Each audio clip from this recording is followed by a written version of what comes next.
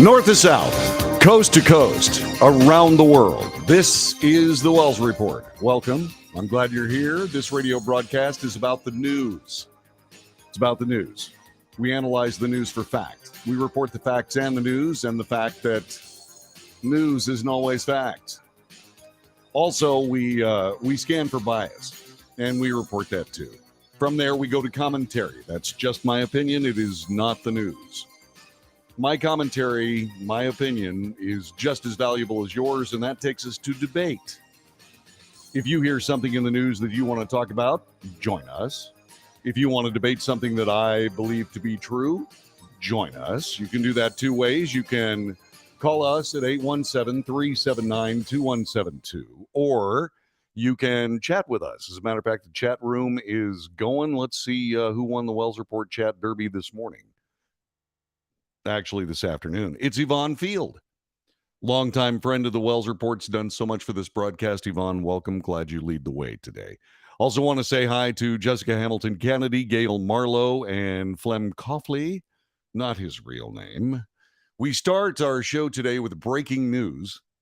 A federal jury found former Trump advisor Steve Bannon guilty on 2 counts of contempt of Congress. This for defying a subpoena from the House Select Committee investigating the January 6th attack.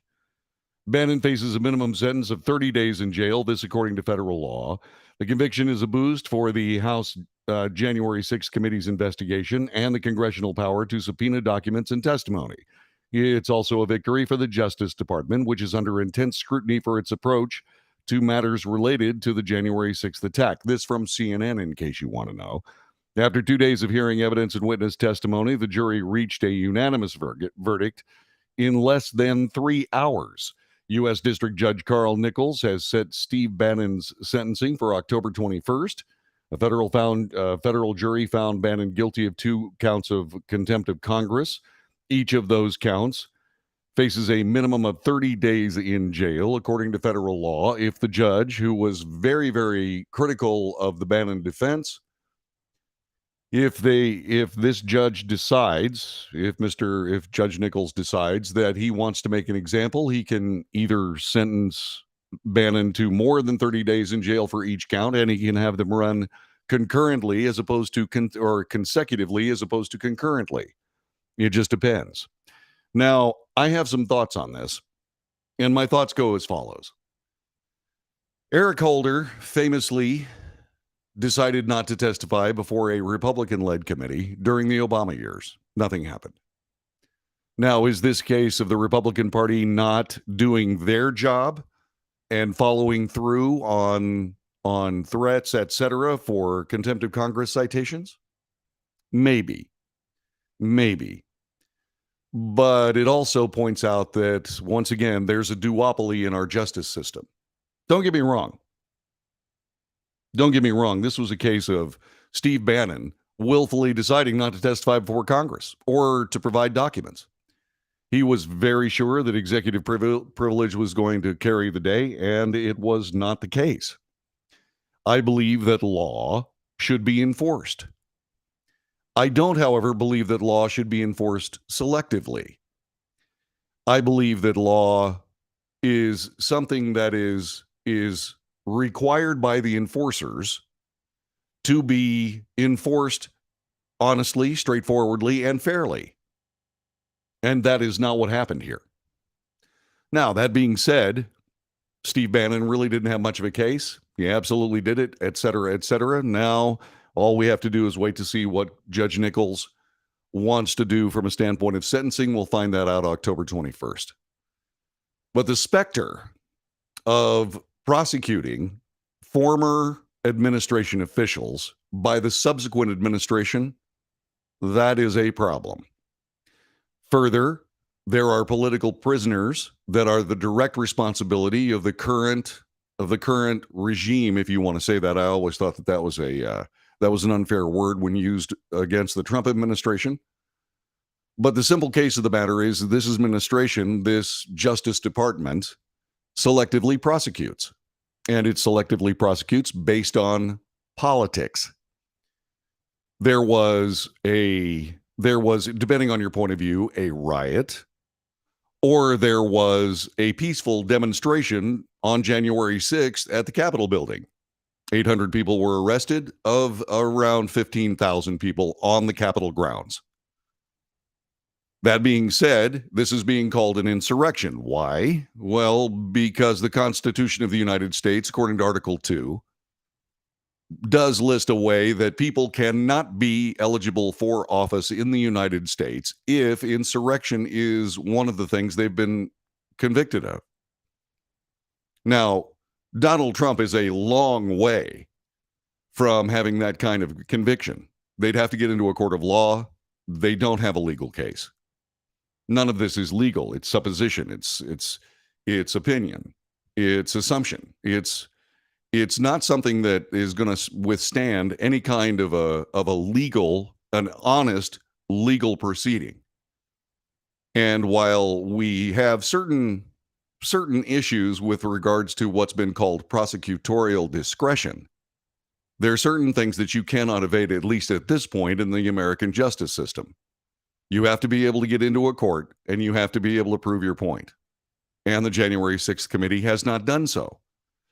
They've made a lot of statements. They've issued a lot of opinions. There's an awful lot of subjective reasoning. There's a lot of edited videotape. Where's the original videotape? There's an awful lot of quoting from transcripts. Where are the original transcripts? There may be over 100,000 documents collected by this January 6th committee. You can't see any of them. Why?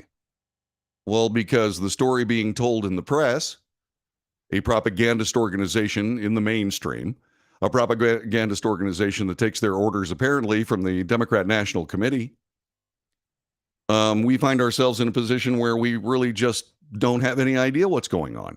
That being said, we have case after case after case where this duopoly of justice and the willingness to take political prisoners. There are 8 people still in jail in solitary confinement in Washington, D.C. because of the January 6th event.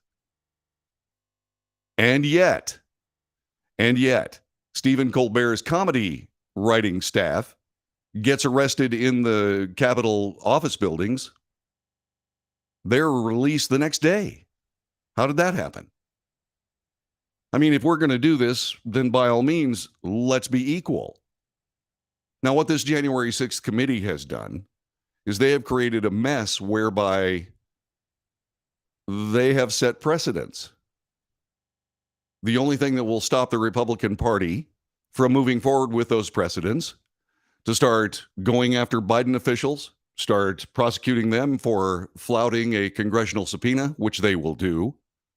All of these things, the only thing that's going to stop them, the only thing that will stop the Republicans will be the Republicans. And the reason they won't do it is because they don't have the spine. Democrat Party, say what you want. They do have the guts to do what's ever necessary to forward their political agenda, up to and including using the law as a wedge, as leverage, using whatever they can to make some kind of a political advantage out of, in the case of the January 6th committee, apparently nothing. They would have been so much better off. They would have been so much better off if they had just done a straight committee.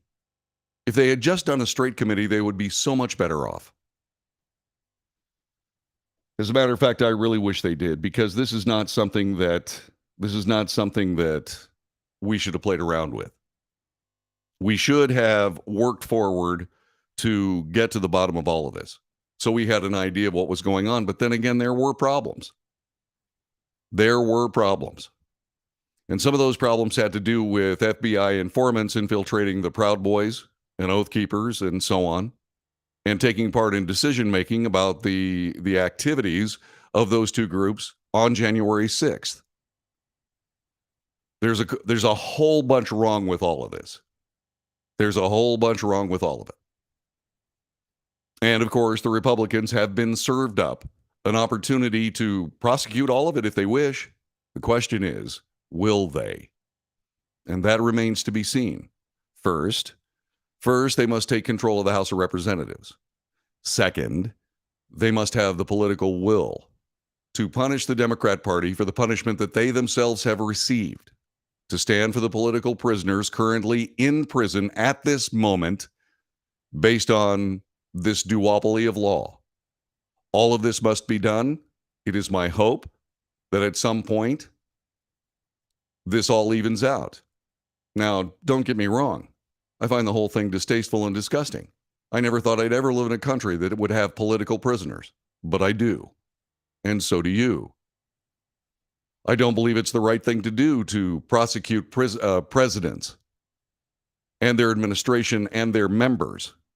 I don't believe that it's the right idea to find yourself in a position where anything that a president says in private can be spilled out in front of the people of the United States as a political tool. Now, if that is the new standard, then I can hardly wait to see some of the things that come out of the Biden administration when they're out of power. More about that coming up a little bit later on in this broadcast. Speaking of President Biden, he is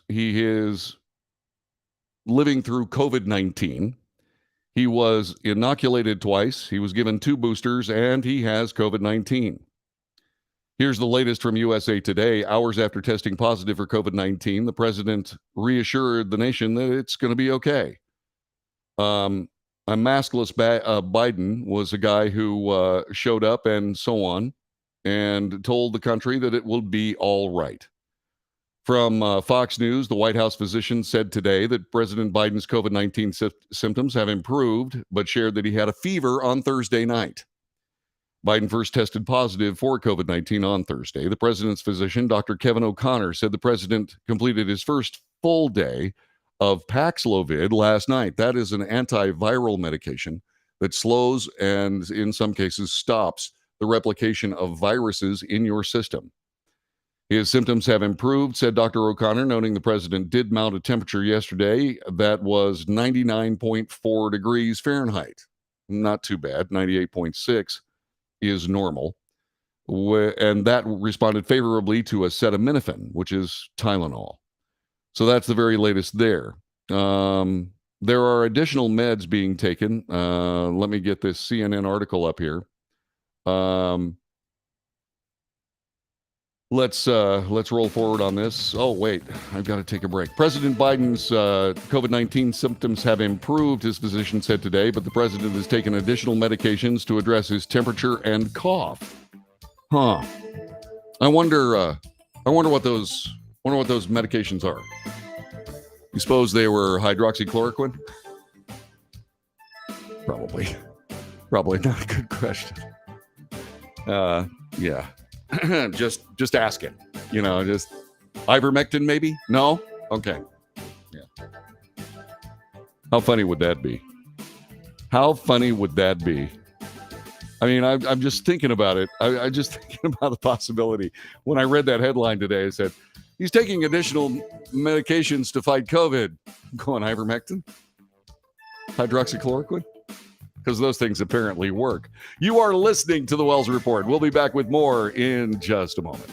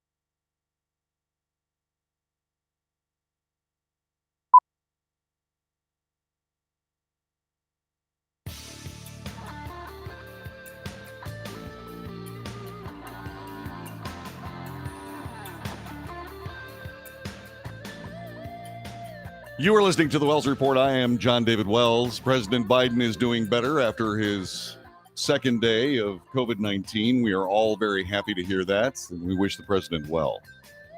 The Biden administration, on the other hand, is trying to get ahead of another potentially brutal economic report that comes out next week, which is expected to show the U.S. economy shrank again in the spring quarter of 2022, potentially signaling a recession. The Commerce Department is set to release the highly anticipated second quarter gross domestic product reading Thursday morning, a week from yesterday, which is expected to show that growth fell 1.6% in the period of March to May. The GDP, the broadest measure of goods and services produced in the U.S., already shrank in the first quarter by 1.6%, marking the worst performance since the spring of 2020, when the economy was still deep in the throes of the COVID-induced recession.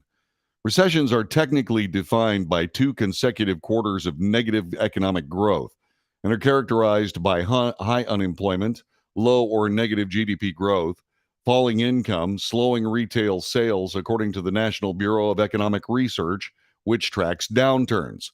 This is one of the interesting things about this. So, recessions are technically defined by 2 consecutive quarters of negative economic growth. That may be possible. Characterized by high unemployment. We don't have high unemployment. Low or negative GDP growth. We do. Falling income and slowing retail sales. Now, inflation is contributing to a de facto falling income number for the rest of us. Normally, in an inflationary spiral, wages rise with prices. That has not happened yet. And slowing retail sales. Retail sales certainly there, but a couple of different things you need to keep in mind: that indeed high unemployment is not a problem that we have, and 2 consecutive quarters of negative economic growth, which we may have. We will see. Should the economy decline in the second quarter, according to Fox Business News, it could meet the technical criteria of a recession, which requires a significant decline in economic activity that's spread across the economy and lasts for more than a few months. We're there. The White House is now seeking to redefine, and this is typical. This is typical. When things are bad, you can do one of 2 things. You can either change the policies that created the badness in the first place, or you can redefine the benchmarks used to define the depth of the problem you've created. The Biden administration is apparently trying to do the latter. The White House now seeking to refine or redefine what constitutes a recession before the data release, which is likely to show 2 consecutive periods of shrinkage. In a new blog post, White House Council of Economic Advisors Chair Cecilia Rouse and member Jared Bernstein argued that the economy is nowhere near a downturn as defined by the NBER. Okay, while some maintain 2 consecutive quarters of falling real GDP constitutes a recession, that is neither the official definition nor the way economists evaluate the state of business cycles. They wrote, noting a holistic approach takes into account the labor market, consumer and business spending, industrial production, and incomes. Based on this data, it's unlikely that the decline in the GDP in the first quarter of this year, even if it's followed by another GDP decline in the second quarter, indicates a recession. In my humble opinion, that may be true, but logic is also something that you got to keep in mind. The economy of the United States, as strong as it is, cannot just simply shake off a doubling of gasoline prices, now slightly below that, but still way too expensive. That pushes the price of everything up, which means inflation goes up, which also means that what ends up happening is that people are going to have to spend more money on everything. And so they start saving money. And that's when the recession takes hold. And we're on that doorstep. Some people say we've crossed the threshold. I wonder. You're listening to the Wells Report. We'll be back with more coming up in just a minute. Thanks very much for joining us today.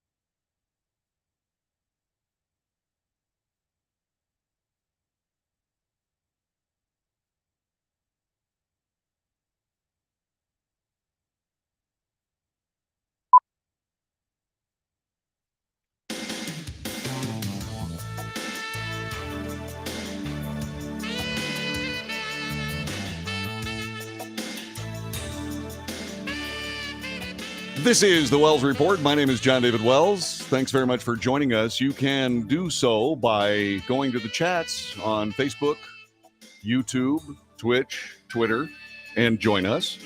I go to these on a lot of different circumstances. Like, for example, right now. Let's see. We were talking about the president's COVID. Clint says, when I was diagnosed with COVID back in December, I went to the doctor and tried to get him to give me one of the 2 shots that I've been talking about, Moderna. I've had 2 of those and 1 booster, and I've had COVID. My doctor said that he didn't do that. His case was very mild, as my COVID case was very mild as well. Do I credit the injections? Yeah, I do. See what else. Mike Renwee is talking a little bit about the possible second quarter in a row of negative or very low economic growth. It looks like it's going to be negative this time around. That being said, he said, when all else fails, manipulate the data. Well, unfortunately, either the government will, as we've seen, or the mainstream media will, which we see every single day. See what else. I got my, let's see, what is this? Painting? I was just looking at my house. I need to get my house painted. And I'm trying to figure out whether or not I'm going to just paint it in the way I want to see it, or whether or not I'm going to play ball with the HOA. I've been crossing my fingers and trying to figure out exactly what to do about that. Let's see. Langston says, did you enjoy the birth of your granddaughter? Absolutely. Ms. Josie is doing wonderfully well. Mom's doing wonderfully well. Dad's doing wonderfully well. Got one of those pictures of the father of a daughter staring into his newborn baby's eyes, and it melted my heart. Thank you, Langston. That was wonderful. Thank you. Mike, it doesn't take regular people 6 months to realize the economy is tanking, no matter how the eggheads define it. That's true. Real recession begins when you change the way you go about your daily life based on whether or not you have to make a financial decision that's too expensive. And there have been people all across the country that have made decisions to stop doing things, stop going out as much, stop going and seeing movies, staying at home and doing all of that. And so what ends up happening from there is that that those people essentially are already in a recession. And so the egghead idea does make sense. I love cars. I've always loved cars. I've been a motorhead my whole life. And I've worked on cars long enough to realize that they have personalities. Cars will show you things that it's hard to attribute to anything except kind of a personality. You know, it's really tough. And some of these personalities are fun, like Zeus. Zeus is my current Tahoe, big silver Tahoe. Love the thing. Love the car. Zeus has been cool. He's been a big, sweet horse, and I really enjoyed it. As a matter of fact, I'll never ever stop. I'll never ever stop driving this car. And one of the reasons I'm not going to drive this car is because one time I was getting Zeus work done, and they gave me a new Tahoe to drive. A new Tahoe that wouldn't let me change lanes unless I used my turn signals. And I don't know where you live, but here in Texas, if you turn your turn signal on, you're going to have a car accident. Because what will happen is the person that's in the lane that you want to go into 3, 4, 5, 6 car lengths back will floor it to try to get in front of you before you're able to make your lane change. So unless I absolutely have to, if I'm being followed by somebody, say, for example, one of my friends, and I'm trying to lead them to a place where we're going to go, then I will use my turn signals. Otherwise, no. Or when the driving situation demands that I use my turn signals, I'll absolutely use my turn signals. But you learn very quickly around here that when you want to change lanes, you just change lanes. You make sure everything's clear and you just go. Because if you don't, someone's going to run over you, or at least attempt it. It's not a good thing. And so when I would try to turn this Tahoe to change lanes, it would push back on the steering wheel. And while I have a lot of love for cars that argue with me are not ones that I love. As a matter of fact, I hate them. And so I'm not going to turn over the driving decisions to even if this car has a nice sweet personality like Zeus. I'm not going to turn over the driving decisions to a car. Okay? And that appears to be something that is proven out not by just, I don't know, persnickety old age, maybe. I don't know. I mean, does anybody like a car arguing with you when you want to change lanes? Does anybody like that? Drives me crazy. I won't have it. I simply won't have it. And I'm pretty sure that if I go down there and I actually get one of those cars, if I ask them, okay, now how do I disconnect it? And they'll say, you can, but it'll void your warranty. Of course it will. Of course it will. Yeah, I'm not. Yes, Lois. She goes, JD, really? Personality? Yes, cars have personalities. Just spend a lot of time working on them. They'll show you. They can be snippy. They can be sweet, but they're there and they have personalities. That's why people refer to them with gender pronouns. By the way, I haven't asked Zeus whether or not he's upset with the pronouns that I use with him, but there you go. By the way, Zeus is only the second car I've ever had that was male. Yeah, the rest of them have been girls.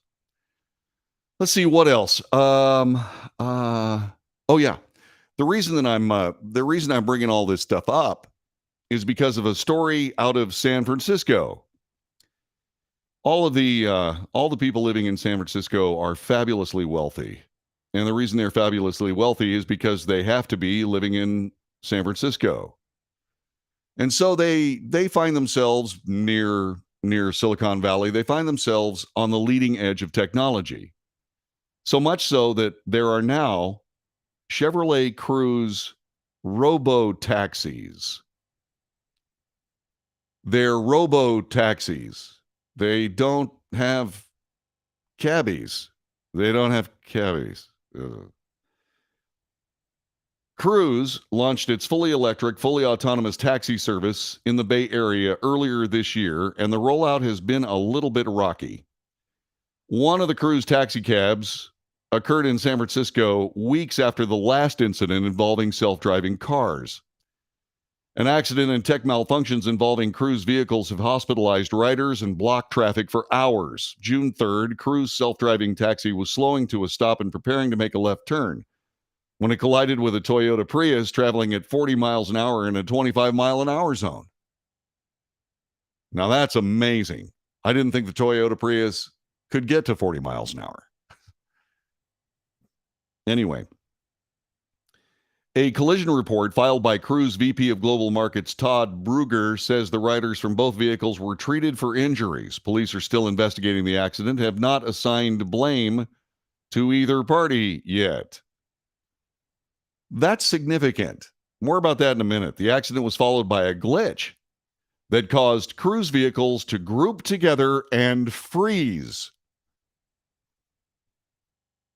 You mean Billy, one of the names of the Cruise vehicles, had an accident? Well, let's get together and save ourselves. And they blocked the roads until they could be towed away. A whistleblower claiming to be a longtime Cruise employee wrote an anonymous letter to the California Public Utilities Commission saying the vehicles were not ready for commercial use. The whistleblower's letter noted a stalled, uninterested internal safety board and flagged the technical error that later led to the blocked roads. My subjective opinion from experiencing this and speaking with others at the company is that employees generally do not believe we are ready to launch to the public. The California PUC gave Cruise the green light to operate and collect fees for rides weeks after receiving the whistleblower's letter. A majority of Cruise business is owned by legacy car brand General Motors. The Cruise company culture has come under a microscope amid the recent removal of Cruise's CEO and the high-profile crashes in San Francisco. A Cruise employee wrote an anonymous message board, blind politics and backstabbing are part and parcel of survival here. Cruise beat Tesla robo-taxi to market, and their vehicles have traveled almost 1 million miles collectively, according to Slash Gear. Cruise spokesperson Drew Pusateri told the U.S. Sun, whose copy this is, our safety record is tracked, reported, and published by multiple government agencies. We're proud of it, and it speaks for itself. Autonomous driving is one of the dynamic developments that's optimistically expected to be solved within the next 20 years. I wonder how many people are going to survive that long. Well, I've got this brand new car. Let's go ahead and just shift it into autopilot. Yeah. A transitional stage of human and robots sharing the road is proving to be a tense one as the first driverless taxis tumble out of the gate and stumble too. Here's what I want to say about this particular circumstance. Okay, I pay attention to the interactions between human beings and computer programmed, artificially intelligent devices. There are all kinds of interactions that come out badly for human beings. I suspect there are also pretty much a whole bunch of interactions that come out badly for the machines themselves, but nobody really cares about what happens when a machine breaks down, because normally it just, like all these robo-taxis, they just clump together and stop. That's not really a bad thing. But I remember when fly-by-wire technology advanced to the point where there was a third person in the cockpit in Airbus airliners, and that was the computers running the thing. And that circumstance could get really, really, really ugly. Yeah. I'll never forget there's a famous piece of videotape of an Airbus that, for whatever reason, decided to argue with its pilot all the way into the woods at the end of a runway. This was at an air show. Really embarrassing for Airbus. And what happened is that the pilot decided what he wanted to do is make a low pass over the airport, show off the aircraft. So he got low and slow, and the aircraft decided it was landing. Well, the pilot said, no, there is no problem. This happened in France, so there is no problem. I can just fix it. Except he couldn't fix it. And the pilot and the aircraft argued with each other until it crashed into the flippin' woods. There's also this very famous story of a guy working in China with an autonomous manufacturing robot. And this particular robot, part of its job was to insult these industrial pins. They're about 8 inches long. They'd be in metric, but they're about 8 inches long and about 3/4 of an inch wide. And they're very, very sharp, and they have, contours and so on and so forth. Apparently, the guy was standing in the wrong place, and the robot inserted a bunch of those, like maybe 10 of them, alongside his spine in his body. It's a famous story. And it came down to this for me. When you are in a position where you drive your car, you've learned how to drive your car, and you're good at it. You learn how to drive your car, and you know what you're doing. And so when you want to do something, you do the things that you're familiar with, and you just do something. But if the car is thinking too, and it's actually in control of itself, then you have to negotiate with it to be able to get what you want done. Like, for example, my lane change. So I try to turn and it pushes back, and I'm going, what? So I had to live with its rules of the road instead of my rules of the road. And around here, and I don't care what anybody says, using your turn signals on a freeway in Dallas-Fort Worth, Texas is dangerous. And so you have to live with the programming of your vehicle, whatever it is, whether it's an airplane, whether it's a car, no matter what it is. And if you don't agree, it's going to have a bad result. And so autonomous cars, Not a good idea. And remember, the cops are looking at this accident where people were actually injured and trying to figure out whose fault it was. Whose fault is it? Because there's no driver, is it the owner of the cab? Or is it the cab itself? They don't have that figured out yet. Liability still a problem to determine all of these things. So what are we going to do next? Don't know. All I can say is that as long as I have Zeus, and as long as they don't make gasoline-powered cars illegal, and as long as they don't make cars that don't drive themselves illegal, I'll be a very happy person. If they change that, I will not. This is the Wells Report.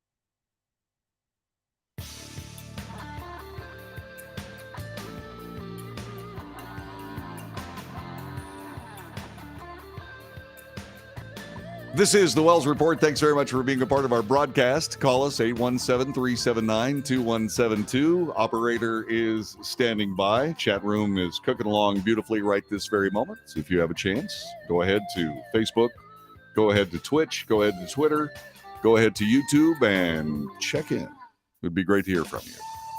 By the way, there's some additional news about these cars, these automatic driving cars, these automated car driving cars. Yeah, and it comes to us from NPR. And I'm going to go ahead and give that information to you because it's so very rare that I get to use NPR copy for anything. Automakers reported nearly 400 crashes of vehicles with partially automated driver assist systems, including 273 involving Teslas. This according to statistics released Wednesday of this week, day before yesterday, by U.S. safety regulators. The National Highway Safety Administration cautioned against using the numbers to compare automakers. That's understandable. They said that they didn't weight them by the number of vehicles from each manufacturers that use the systems or how many miles those vehicles traveled.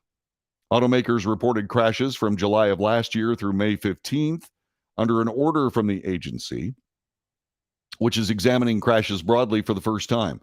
As we gather more data, the NHTSA will be able to better identify any emergent risks or trends and learn more about how these technologies are performing in the real world. Tesla's crashes happened while the vehicles were using autopilot, quote, full self-driving, traffic-aware cruise control, or other driver assist systems that have some control over speed and steering.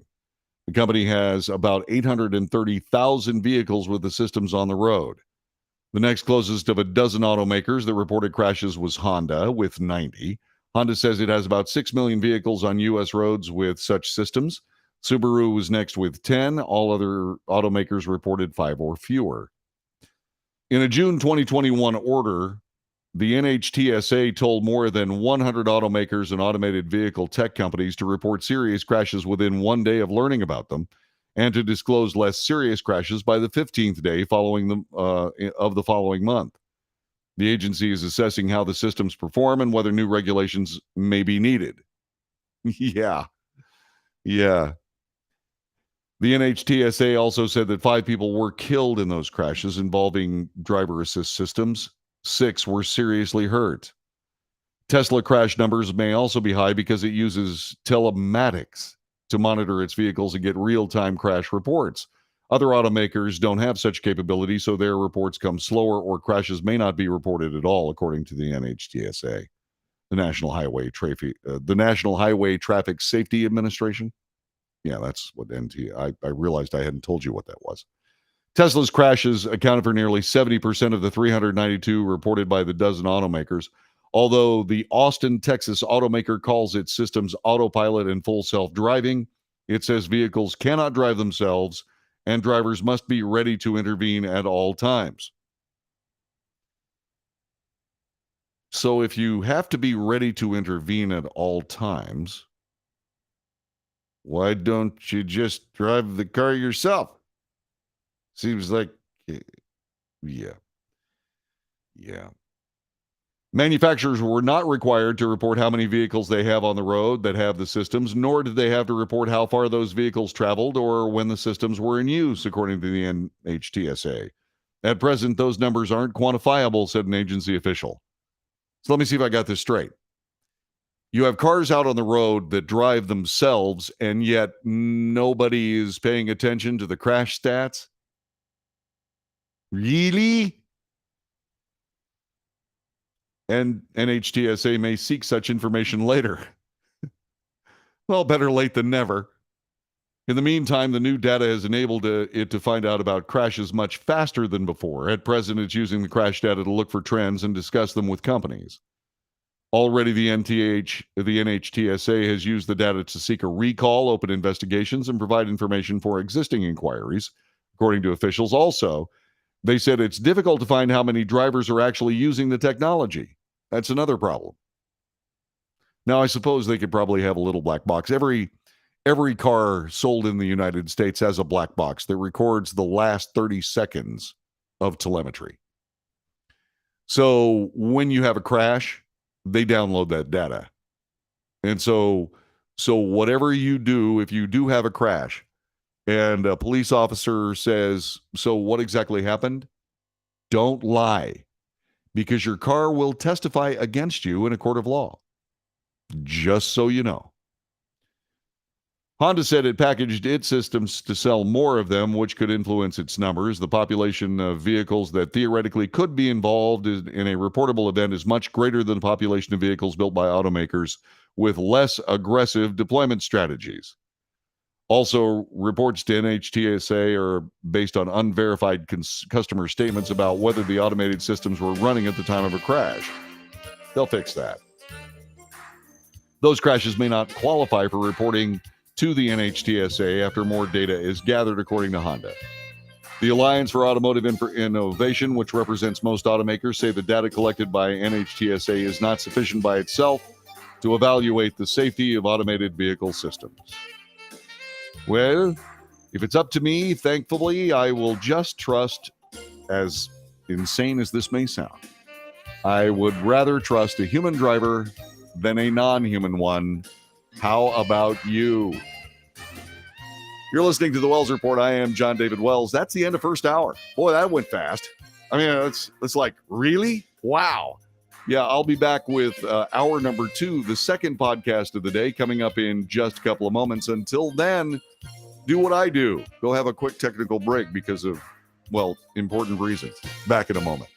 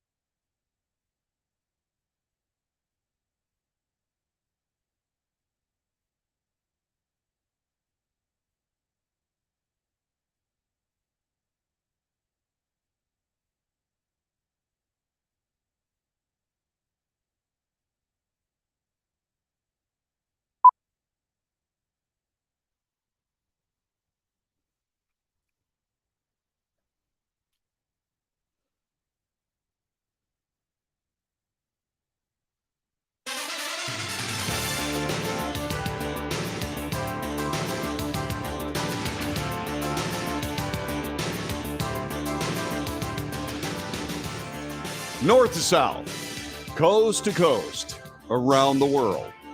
This is the Wells Report.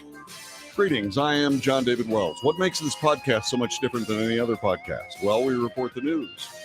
The Wells Report is a news show. We report the news, the real news. We analyze the news for fact. We draw distinctions between the facts and the news. Then there's commentary. That is not news because the commentary is my opinion, or it's your opinion, depending on whether or not you want to take part. This is interactive. Yeah, this is a newscast where you can call the guy, the anchor, and say, hey, wait a minute, I got different data. And then share that data, and I'll look it up right here in live on TV. We'll do that. And then, of course, there's debate. And you're welcome to do that on the chat room that you can find on Facebook, or you can find on YouTube, or you can find it on Twitch or Twitter. Let's see. Chief Max Guadiano has joined us. Max, you got to call me. You got to call me. I need to talk to you. Okay, so give me a buzz, or I'll call you, whichever works. Let's see. We were talking about automated cars in the last hour, and by the way, if you missed it, go grab it. It's there waiting for you. You can watch it or listen to it at your leisure. Let's see. We were talking about those, and Flem Coughley has come up with a wonderful piece of advice if you happen to have one of these cars that drives itself. He says, you have to speak to the cars at their level, sort of like speaking with leftists. I can't do that. Because I don't know what level it is. It changes so much. Yeah. Just curious, how many people will be texting while the car is driving? The answer is more people will be texting while the car is driving itself than people driving their own cars. Okay? By the way, I have stopped texting while I drive, but my phone yells at me when there's a big news story, as you might expect, because I sort of have to kind of keep in touch. So there are times when I'm interacting on my phone. Let's see, what else? No thanks to self-driving cars, says Jessica. I'm too much of a control freak. Me too. And speaking of control freaks, the January 6th committee, from what I understand, decided what they were going to do was do their last primetime hearing. They did that last night. And the thing about it is that, I didn't watch it. And the reason I didn't watch it is because it's not a fair enterprise. I almost always ignore lynch mobs. And so what I do is I rely on the mainstream media, which is biased, and it is evident in what I'm about to share with you from USA Today. The sun set on a summer of shocking revelations about the January 6th Capitol attack, that happened last night, following the 8th congressional hearing on the riot and efforts that led to it. You know the part about pointing out bias and pointing out facts and so on and so forth. If they wanted this to be factual, they would have said this. You can put the prosaic writing in if you'd like. The sun set on a summer of revelations from the January 6th Capitol attack following the 8th congressional hearing on the riot. What you do is you take out the word shocking. It wasn't shocking. It wasn't even new. The first hearing more than a month ago captivated its audience with promise of revelatory information about former President Donald Trump's involvement in the lead up to the attack. Gripping testimony and a grim thesis from the committee evoked murmurs and sometimes tears from the crowd. Okay. Tensions ran high during the primetime 8th hearing, where the committee laid out Trump's choice not to act during 187 minutes between his speech at the Ellipse and his video telling supporters to go home. Now, remember, the only information that's been shared by this committee, the only information that has been shared is information that satisfied the committee's preconceived notion. So that's one of the reasons why I really don't pay attention to it, because they left out the part the part in President Trump's speech where he said, "Oh, by the way, go out there, let's go to the Capitol and let's show our strength and do so with our voices." He's also mentioned that it should be peaceful. That wasn't in the testimony. Let's see. Though Thursday's hearing was the last of the committee's scheduled public inquisitions, okay.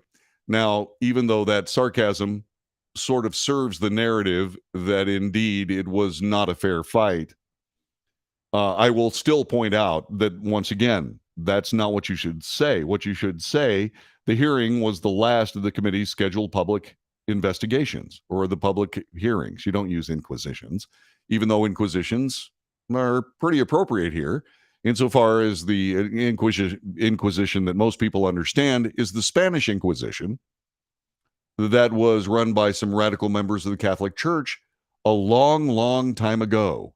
And it really didn't make any difference what you were, if you were charged by the Inquisition, it really didn't make any difference what your testimony said. They had a preconceived notion.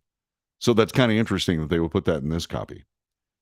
The panel will hold additional hearings in the fall to explore new evidence received since the hearings began. Representative Benny Johnson, the Democrat from Mississippi, said at the hearing last night, a preliminary report on the committee findings will be released in September, just in time for the midterm elections. All right, so I've got a couple of things to say about this early part of this. We've gone through 4 paragraphs so far. Let me share a couple of things with you that I think are important here.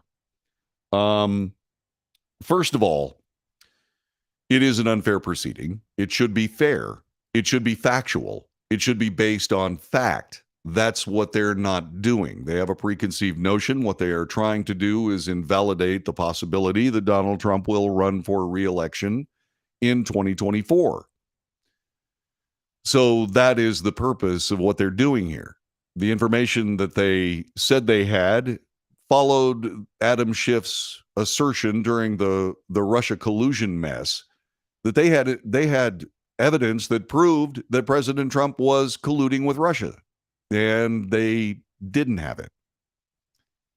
But the mainstream media dutifully reported that they had it anyway until they didn't have it. And they even had the Mueller investigation to investigate and prove that it didn't happen. And that basically is what's following here. This is not new information. The information has remained static.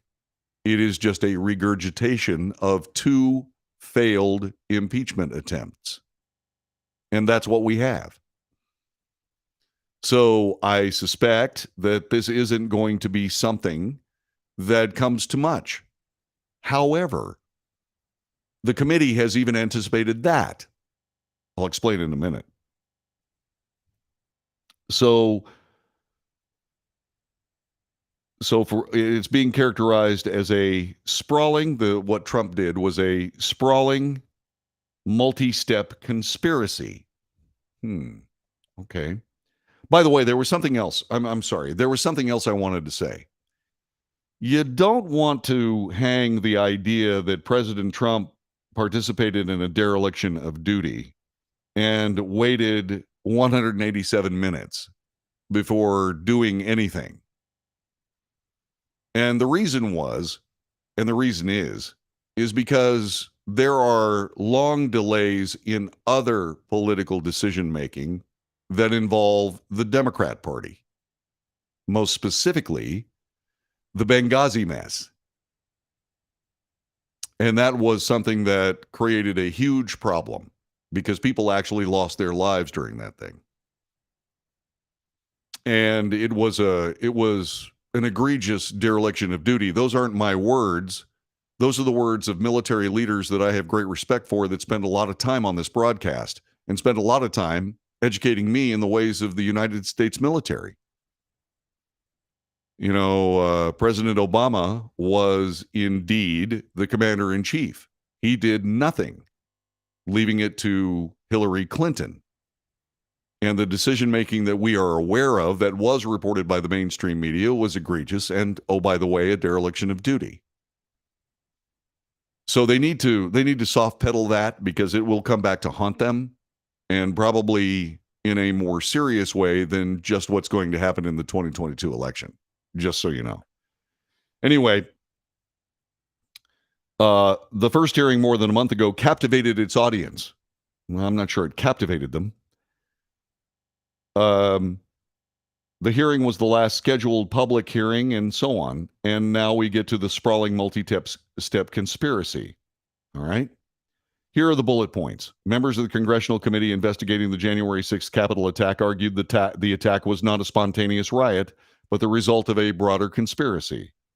Donald Trump oversaw and coordinated a sophisticated seven-part plan to overturn the presidential election and prevent the transfer of presidential power.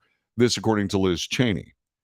Trump's own advisors and family members did not believe in his efforts to overturn the election. The rift caused by that became apparent during the January 6th attack when the former president ignored pleas by his top aides and staff to call off the rioters. Edwards, let me see who they are. Okay, here we go. Officers from the U.S. Capitol Police and D.C. Metro attended the first January 6th hearing, which Capitol Police Officer Caroline Edwards gave testimony to the committee about the Capitol attack. Edwards held back rioters from the Capitol on January 6th, painted a harrowing picture of the violence that unfolded, describing it as akin to something I've seen out of the movies. I couldn't believe my eyes. There were officers on the ground. They were bleeding. They were throwing up. I saw friends with blood all over their faces. I was slipping in people's blood. I was catching people as they fell. It was carnage. It was chaos. Sort of like a BLM riot from the summer before. One officer whose condition stood out to Edwards in particular was Capitol Police Officer Brian Sicknick. Sicknick died on January 7th, the day after the attack, from strokes caused by natural causes. Edwards told the committee that Sicknick turned ghostly white after being sprayed with chemicals while clashing with the rioters. But that's not what the medical examiner found. He died of strokes. Capitol Police and D.C. Metro officers who defended the Capitol January 6th were frequent attendees of January 6th hearings. U.S. Capitol Police Officer Harry Dunn, D.C. Metro Police Officer Daniel Hodges, U.S. Capitol Police Sergeant Aquilino Gonell, and D.C. Metro Police Officer Michael Fanone all made appearances, plus Aaron Smith, Serena Liebengood, and Sandra Garza, all widows of officers who died in the aftermath of January 6th. Unfortunately, some of them were suicides. And so this goes on and on and on. But what's interesting is the end. They talk about, let's see, what else do they talk about? They say that Trump knew he lost the election. No, I don't think he did. I think he believed that he didn't. Let's see, pressuring Pence. We've talked about that. Pressuring state officials. We've also talked about that. Pressuring the Justice Department. Okay. As opposed to the pressure from the Justice Department that goes on from the Biden administration, I'm assuming. There's something different there. But once again, there is something at the end. And we'll discuss that in just a couple of moments. This is the Wells Report. Back in a moment.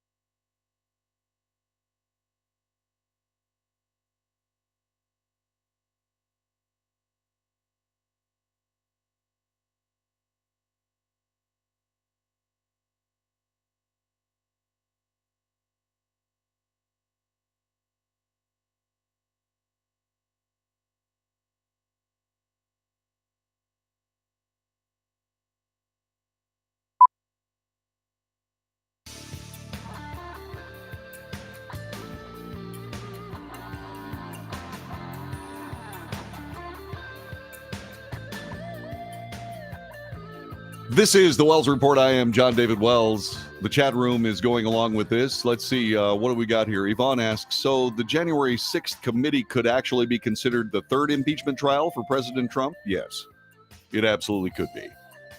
And this time it's a preemptive impeachment, right? They got to be careful with this. I mean, you know, who is the next president that's going to be impeached? Now, I doubt this would happen because in order to impeach President Biden, somebody would have to grow some stones in the Republican Party, and I just don't think they've got it. I just don't think they would, but it's possible.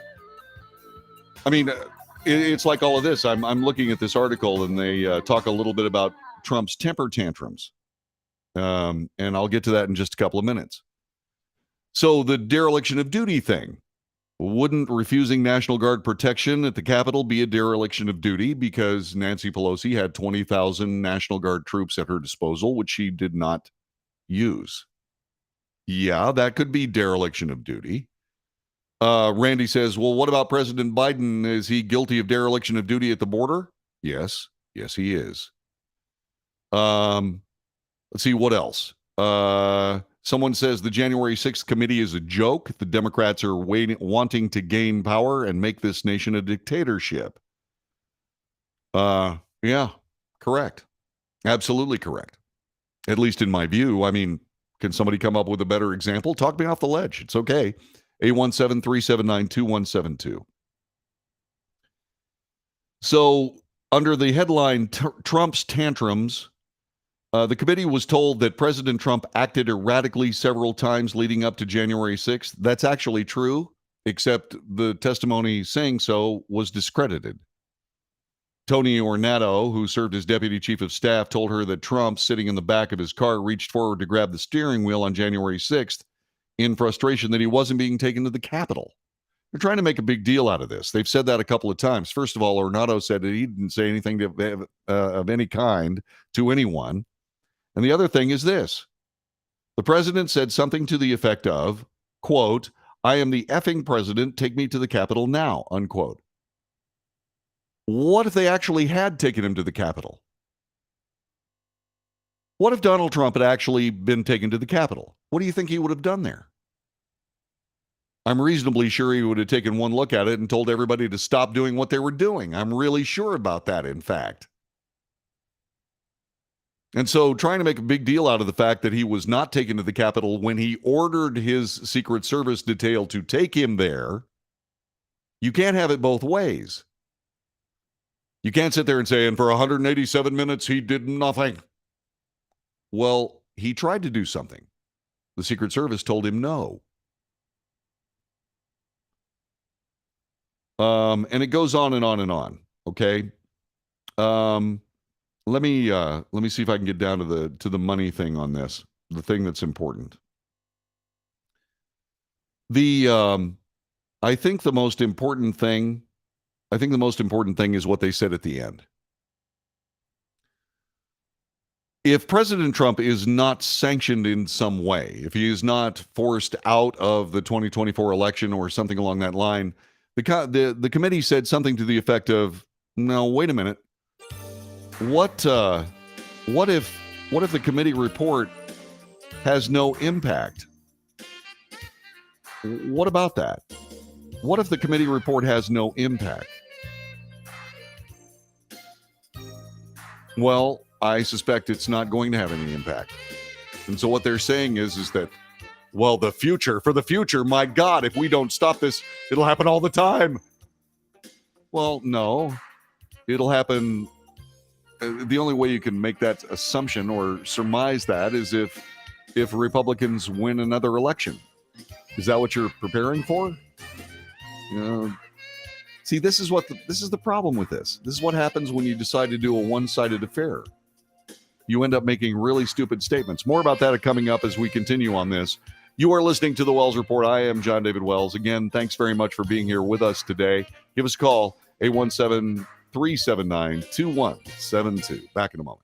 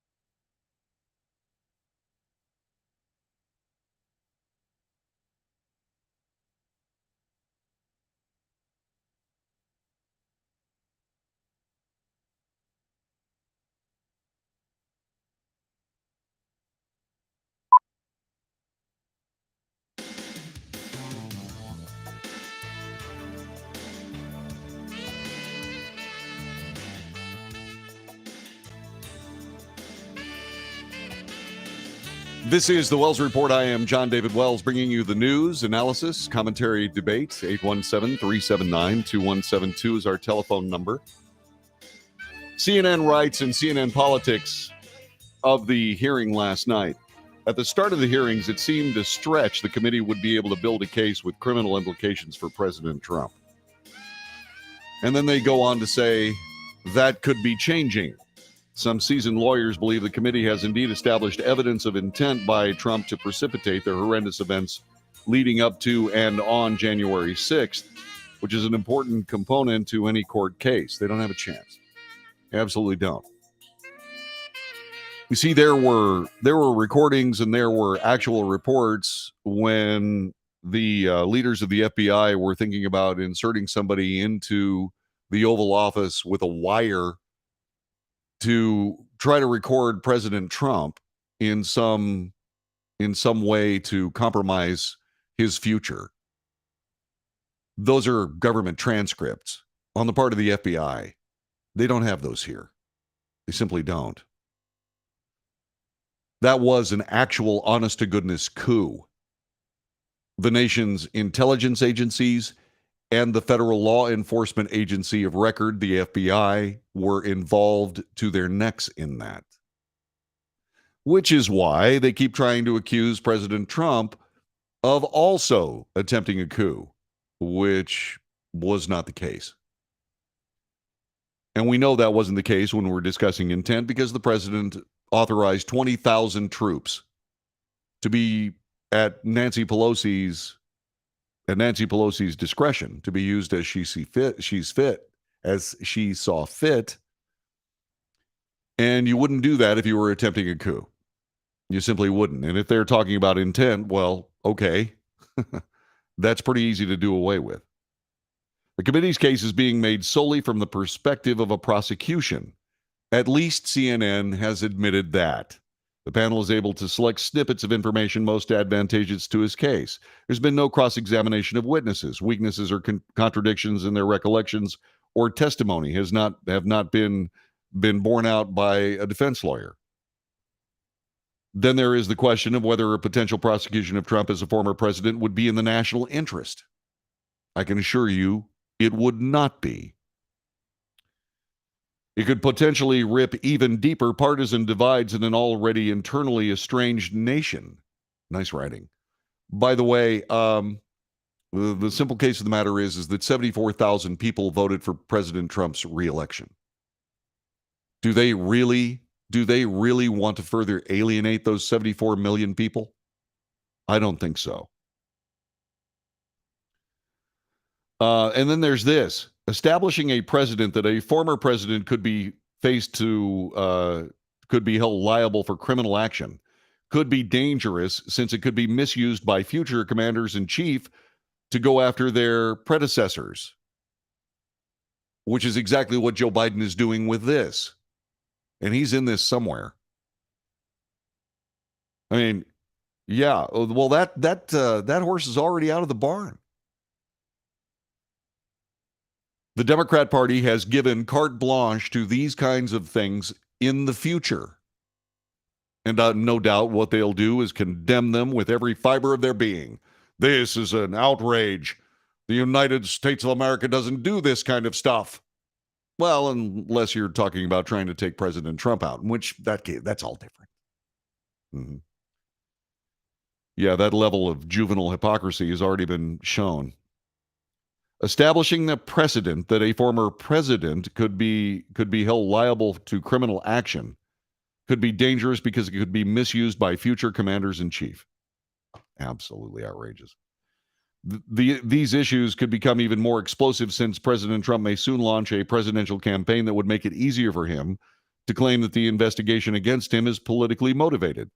Ask yourself right now, is this and is everything that we've seen with this president under a microscope ever since he joined the public fray? Do you believe it's politically motivated? Yes or no? You can even call me and tell me what you think. 817-379-2172. Do you think it's politically motivated? I'm just going to let that hang. And then CNN gets back to being CNN by saying, yet the weight of evidence already unearthed by the committee poses an equally grave question. What message will it send to future generations if President Trump escapes political and criminal accountability for trying to incite a coup against the United States government that he was sworn to protect? Once again, this goes absolutely nowhere. What will it matter? What message will it send to future generations? That's the first thing they bring up. We're not in the future. You can't predict the future. You have no idea what this means. I'm relatively sure that there is a future out there where this committee is going to be decried very much like the House committee. It was a Senate committee, the Committee on Un-American Activities in the 50s. I'm pretty sure that these people and this committee is going to be described as that road, as going down that road. It will be decried as a blatantly political attempt to sabotage what is, at least at this particular moment, the best chance the Republicans have to put a Republican in the White House. That's what this is all about, in my humble opinion. Just so you know. So, what message will it send to future generations? No one knows. What if Trump escapes political and criminal accountability for trying to incite a coup against the United States government? Go ahead and put it into court. Ask for a grand jury in Washington, D.C. Shouldn't be tough. You could probably get him indicted if you wanted to. You probably could. But I don't think it makes it out of a grand jury, even in Washington, D.C. Because as CNN itself points out, this case is being made solely from the perspective of a prosecution. There has been no defense. If you go in front of a grand jury, there's going to be a defense. And there are going to be gigantic holes poked in all this testimony, which is full of suppositions, assumptions, assertions, opinions. Someone will say, well, there was a story that came out today that Mike Pence's secret security detail said goodbye to their families because they were afraid that they weren't going to come back. Well, that's their assumption. Their behavior has nothing to do with President Trump in any way, shape, or form. Intimidation, regardless of whether it's fair or not, is not against the law. It simply isn't. And they'd have to prove all this. Not in the court of the January 6th committee. They don't have to prove a thing. And they haven't. If they have a crime, put it out there. Do it. If they have an actual crime, if they can prove an actual crime, put it out there. But this is just opinion and assertion. Subjective ideology. It has nothing to do with anything real. And then trying to incite a coup against the United States government that he was sworn to protect. You can either have the incitement of a coup, or you can have the President of the United States trying to put 20,000 troops at Nancy Pelosi's disposal to protect the Capitol. But you can't have both. That one point, this one sentence describes the overt mistakes made by the January 6th committee and points to the exact reason why none of this is worth our time. And they keep doing things that harm themselves in the future. The CNN article goes on, Attorney General Merrick Garland insisted this week no one is above the law, sparking fresh speculation about the possibility of a Justice Department investigation and potential prosecution of President Trump. They won't. They've already done it. Harvard constitutional scholar Lawrence Tribe believes the committee's summer hearings have made that outcome more likely. Okay, once again, it's an assertion, it's an opinion. The committee, through witnesses like Cassidy Hutchinson, mostly discredited, and through the testimony it has recorded under oath, has painted an extremely strong picture of someone who was bound to do anything he could to hold on to power. This according to That's in an interview with CNN's Wolf Blitzer. That happened last night. Well, that's his opinion. The opinion that he would do anything he could to hold power is also his opinion. It's simply opinion. We don't throw people in jail for their opinions in the United States because of something called the First Amendment. You have free speech. Believing that these people know what the president was thinking, well, that takes us right down to Orwellian thought crimes. Oh, the president knew this. The president thought that. This is what he was thinking. This is what he was trying to get done. Well, no. No, sorry. We don't have thought crime in the United States except in the possession of this particular committee. And this is what you need to keep in mind. This committee is the exact reason why the Constitution is written the way it's written. Why there are ambiguities in it. You can impeach a president for high crimes and misdemeanors. What? What's a high crime? What's a misdemeanor? High crimes to me would be a violation of the U.S. Code. President Trump wasn't impeached for a violation of the U.S. Code. Misdemeanor. Steve Bannon was convicted of a misdemeanor today. Is that enough to remove him from office? A president? Is that enough? High crimes, misdemeanors. They did that because they knew that this kind of political lynch mob would form itself for the exact purpose of getting rid of one of their political opponents. And to a great degree, Merrick Garland says that no one is above the law. Well, except for Hillary Clinton and Hunter Biden. This won't sell. This will not sell. Absolutely won't. It won't go anywhere. And then you got to get back to those 74 million United States citizens that have already been accused of trying to destroy the democracy, which is wrong. It's actually the democracy that they're trying to destroy, if they're trying to destroy anything. But they go down this road, and 15,000 people at the Capitol building will look like a picnic. It'll look like a picnic. And I got to be perfectly honest with you.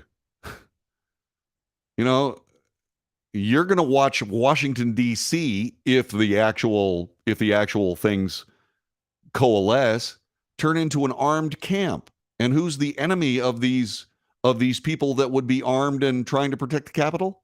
The people of the United States. Because regardless of whether you believe they're correct or not, 74 million people who voted for President Trump are United States citizens.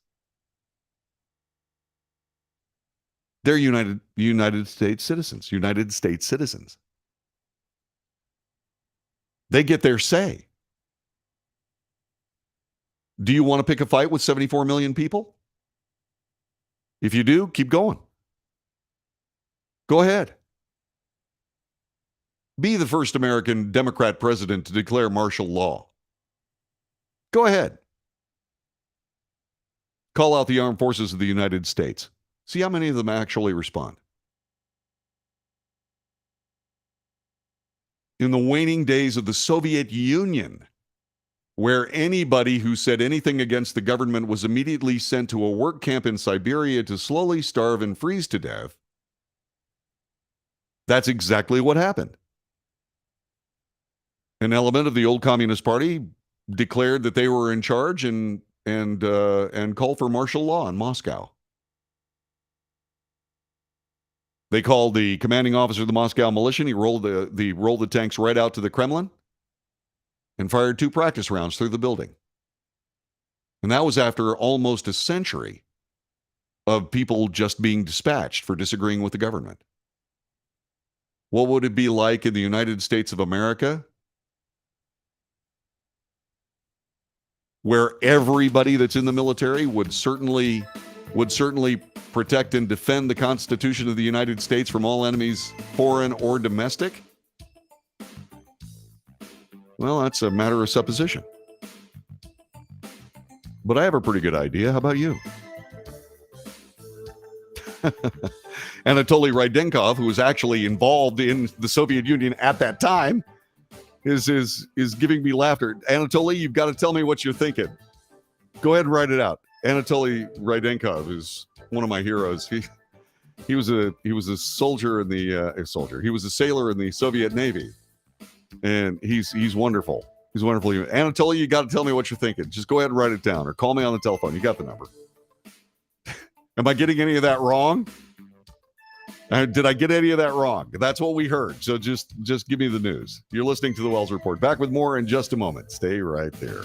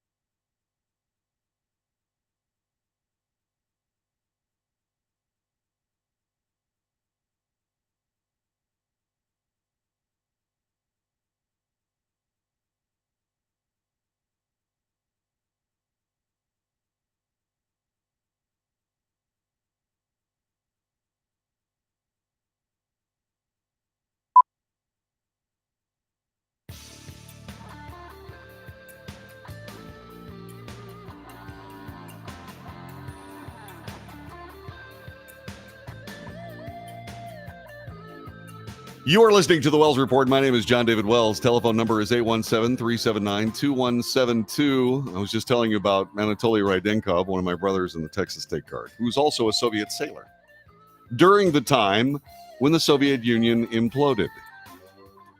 And I asked him if I'd gotten anything wrong, and he said, no, not too wrong. And then he asked me, he says, JD, it's not too cold in Siberia, is it? Well, apparently not, since you've never been there, Anatoly. So apparently not.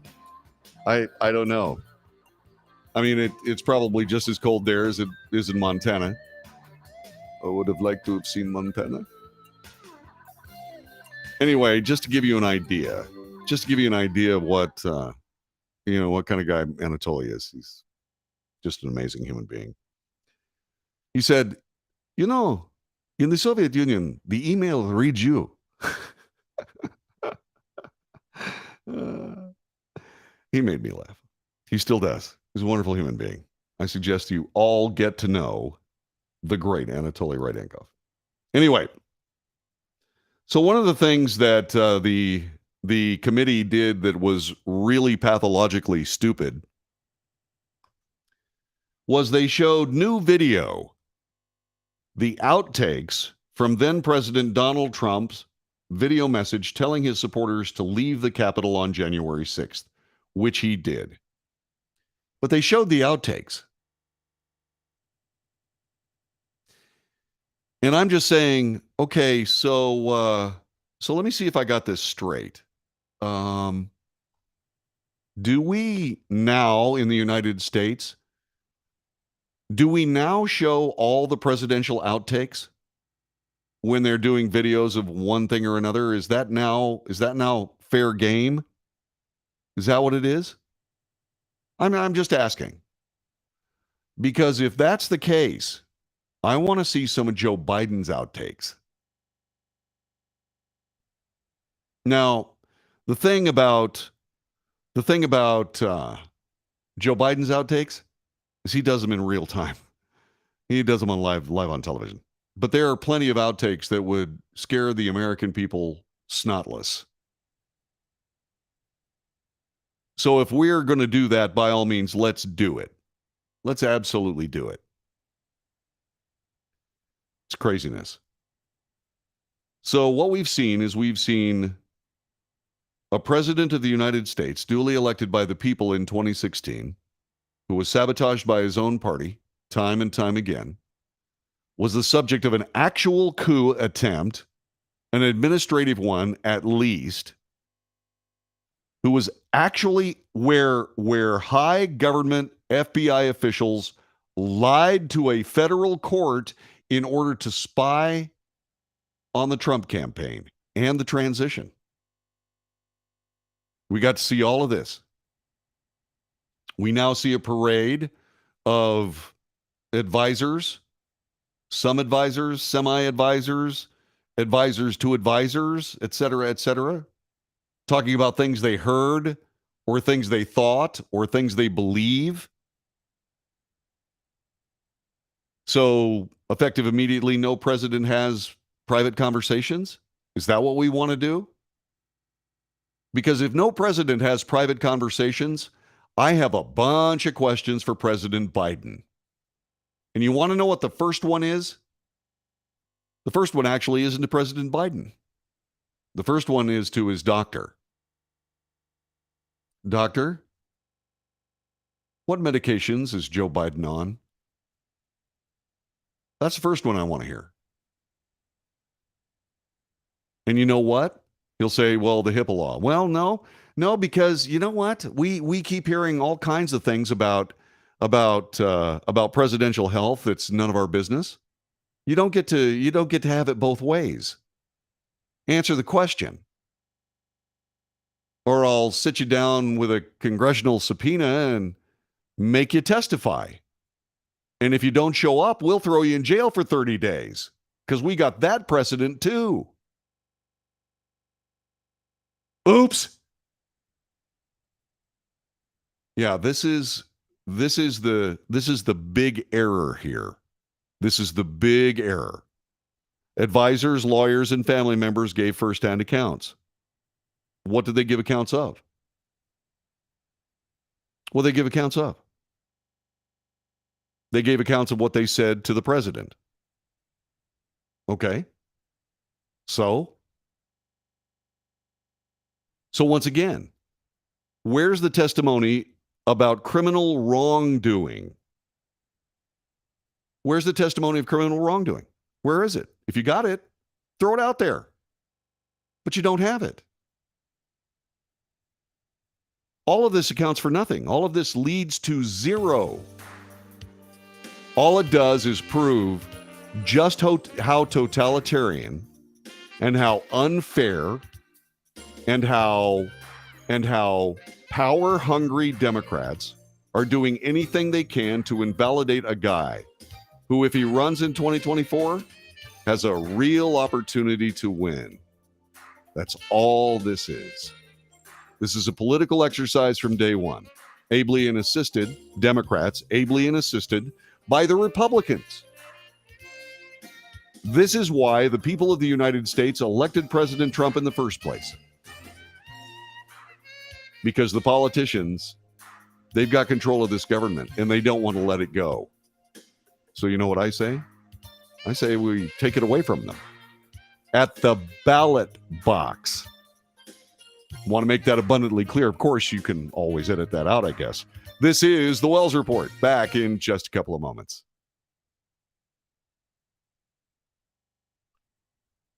Thank you, incredibly wonderful people. Back in a second, okay?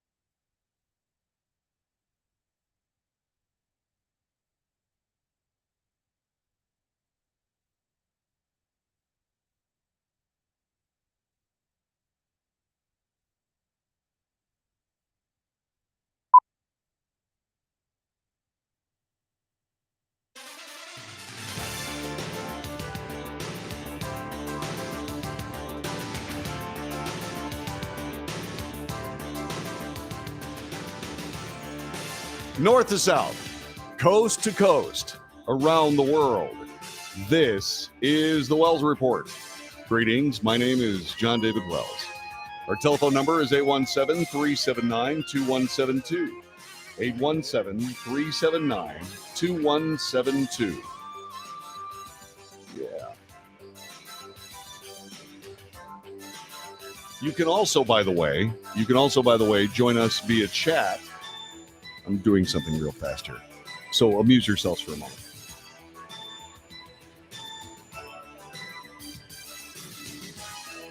Then I have to do something else. What? Okay, good. Okay, hey, hang on. Hold on just a minute. Don't go anywhere. I'm doing something. See, my computer and I were arguing, and it was right and I was wrong. And so there you go.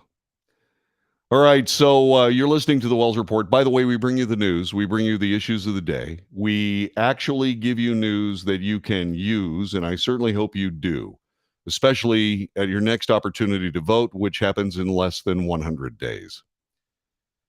We've been talking an awful lot about politics, and it's not what this show was designed to do. We talk about politics because we have to, because politics rules way too much of this nation, especially federal politics. The federal government of the United States, according to its founding documents, is supposed to be limited. And this is one of the reasons why. Because people who become politically powerful see things in ways that the people who put them in office don't see them. And that leads to a whole bunch of very difficult and misunderstandings that are prevalent in today's society. And they don't like giving up that power. They don't like giving up that power, and they don't want to. As a matter of fact, they'll do everything they can to not give up that power, up to and including what is a grotesque twisting and warpage of the United States of America for political effect. It's disgusting. And that's because we have the wrong people in those offices. We keep electing politicians. We have to stop. And so in order to have the nation that we grew up in, the first thing we have to do is we have to perhaps, and I would say that this is a strong necessity, elect the people that we grew up with. We need to start electing our neighbors instead of electing these politicians. In the words of the Declaration of Independence, we hold that truth to be self-evident. It is self-evident. So we have seen a group of these politicians who refuse to give up power do everything they can up to and including setting the table for political assassination against their political enemies. We've seen this. This is in the news. We have seen steps being taken, and moreover, steps not being taken to expose political enemies to extreme danger. And then all they have to do is wait for the crazies to come out. That's all they have to do. One of the crazies that came out is a guy who's in jail right this very moment, who used an assault weapon because he was a leftist, and he used the assault weapon because he was pretty sure that would precipitate anti-weapons legislation. And it did. Who sent him? Who's giving these 18, 19-year-olds these ideas? You want to talk about a grand conspiracy? Let's talk a little bit about that. You know, we've seen countless officials from a particular political party say that people that their political enemies should never feel comfortable again. You should interact with them. You should show up. You should make them uncomfortable. You should get in their face. Some people calling for physical violence. There have been shootings. There have been attempted assassinations. And the other day, actually, it was yesterday, Republican candidate for New York Governor Lee Zeldin was attacked by a guy with a bladed weapon during a campaign stop. Why was he there? Well, we don't know exactly yet. The guy is under arrest. Well, he was released on his own recognizance thanks to New York law, so he's out walking around on the street. But why was he there? I might have an answer for that coming up a little bit later on. But right now, let me give you the news from the New York Post. The man who allegedly tried to stab Republican candidate for New York Governor Lee Zeldin with a bladed weapon during a campaign stop was released from jail within hours of his arrest on a felony charge. David Jacobonis, he's 43 years old, from Fairport, New York, was arraigned overnight in the Parenton Town Court on a count of second-degree attempted assault stemming from the attack on Representative Lee Zeldin, but was quickly released on his own recognizance. In a tweet after the violent incident in Monroe County, Zeldin, who is running as a tough-on-crime candidate against incumbent Democrat Governor Kathy Hochul, said he expects his alleged assailant to be back on the streets in no time. His words, as he tried to stab me a few hours ago, were, "You're done." But several attendees, including a guy that they refer to as Esposito for New York, quickly jumped into action and tackled the guy. The gubernatorial hopeful tweeted early Friday, today, law enforcement was on the scene within minutes. When seconds count, police are only minutes away. The attacker will likely be instantly released under New York laws. That's what Lee Zeldin said. He was completely correct. This guy tried to stab a man running for governor, and he's back on the streets, said Desi Cuellar, a GOP congressional candidate from Queens, New York. New York has truly become a sick place run by criminals. Ben Domenech, the editor-at-large of The Spectator, wrote, quote, "Attempt to stab a GOP congressman on stage, get released on your own recognizance. New York, everybody." Eric Perrine, former President Donald Trump spokeswoman, also weighed in. "Really sad to see how much my home state supports criminals more than victims." Zeldin, a sitting U.S. congressman from Long Island, was delivering a stump speech about bail reform in Parenton, New York, when he was confronted by Jacobonis. The 43-year-old man, who's reportedly an Iraq War veteran and was said to be drunk at the time, was seen on video jumping on stage and lunging at the candidate with an unknown weapon shaped like a cat's face featuring two blades. And he brandished it toward Lee Zeldin's throat. "I saw that he was approaching the congressman, so I jumped on stage," said Joe Chinelli. After a brief tussle between the suspect and Zeldin, Chinelli, a combat veteran, tackled the aggressor to the ground. Chinelli told the Rochester First, a newspaper, that when he later spoke with Jacobonis and found the suspect had served in Iraq, he promised to get him help. "When he said he served in Iraq, I got down on my hands and knees and said, we're going to get through whatever you've done here tonight. You're going to get better and focus on that. You can contact me after all this is done." That's what we call benevolence. Right there. Loving gesture from one U.S. military veteran to another. Jacobonis was detained by a number of witnesses, including GOP candidate for lieutenant governor Allison Esposito. That's who they were referring to. Zeldin was unharmed, resumed his speech after Jacobonis was led away by police officers.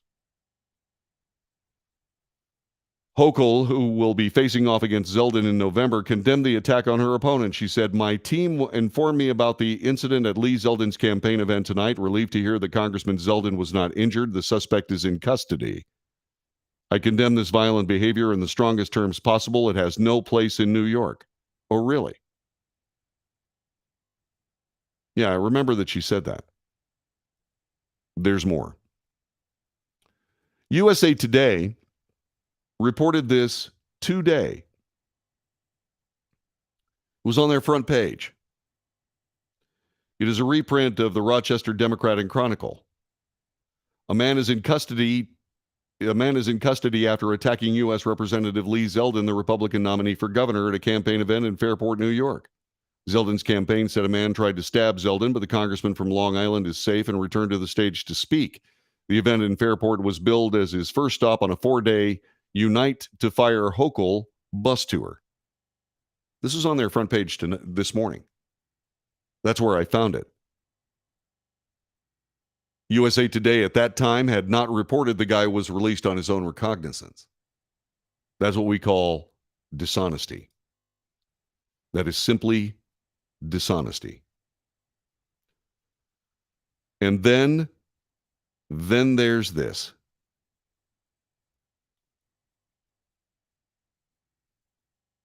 New York Democrat Governor Kathy Hochul, the New York Democrat Kathy Hochul's campaign sent an email about upcoming campaign events being held by Lee Zeldin, her Republican challenger in the New York gubernatorial race, prior to this attack. Prior to the campaign event, Hochul's campaign sent out a media advisory titled, quote, "Big Lie, Lee kicks off statewide MAGA Republican bus tour," unquote, to subscribers of its email list. That email, according to NY1 reporter Zach Fink, contained information pertaining to Zeldin's upcoming campaign events, including the dates and times the events were scheduled to begin. On Thursday, July 21st, 2022, Big Lie Lee and his entourage of extremists kick off statewide MAGA Republican bus tour, which will make stops across the state peddling dangerous lies, misinformation, and a far-right agenda. At stops during the tour, Zeldin will be joined by top anti-abortion advocates, NRA enthusiasts, and a cast of extremist groups. Highlighting the Thursday event held by Zeldin in Parenton, New York, Hochul's campaign wrote in the email, RSVP to hear about Zeldin's election integrity task force and his recent election fraud scandal in which his campaign photocopied over 11,000 duplicate petition signatures. Also listed in the email were details of Zeldin's upcoming weekend events across the state. So what's this all about? Is this a case of if you can't beat them, kill them? Is that where we are? How many political attacks on Republican candidates have to happen before somebody does something about it? Like voters.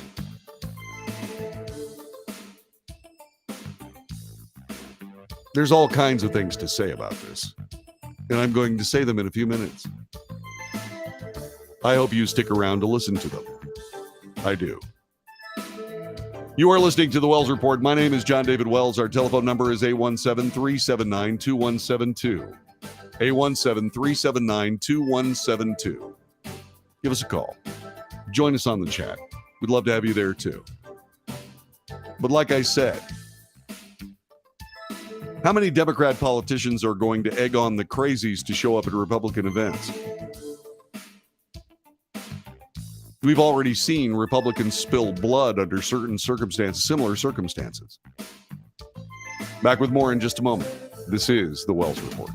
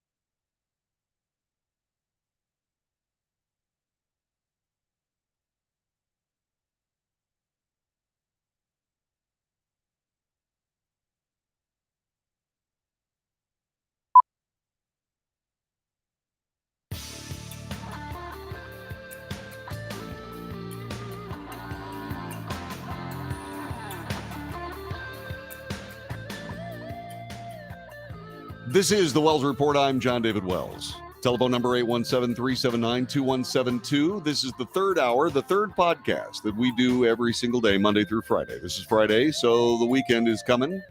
Yay. You are welcome to take part in our chat. You are welcome to call us on the telephone at that number, so please, by all means, do. So, when we find ourselves in a position where we see one political party trying to egg on violence toward another American political party, what is that? What is it? When we see leftist organizations doxing the names and addresses of only conservative Supreme Court justices, in other words, releasing the addresses of their personal homes, what is that? When we see a political party use overheated, absolutely unjustified criminal rhetoric against their political enemies, what is that? I'll tell you what it is. It's Democrat political philosophy. Why? Why are they doing this? Why are the Democrats going down this road? Well, because they can't run on their record. The Supreme Court of the United States, in their EPA decision, is taking away the well-worn use of the judicial branch of government as a leftist legislative body. They're taking that away. The Supreme Court of the United States is restoring the judicial branch to its original understanding, to interpret law, not make them. Those laws are made in the legislature. What's strange is that this particular political party happens to have both houses of the legislature and the presidency. Why aren't they legislating? Why aren't they trying to make these laws laws? I'll tell you why. Because they can't. One of the biggest adversaries they have is a member of their own party.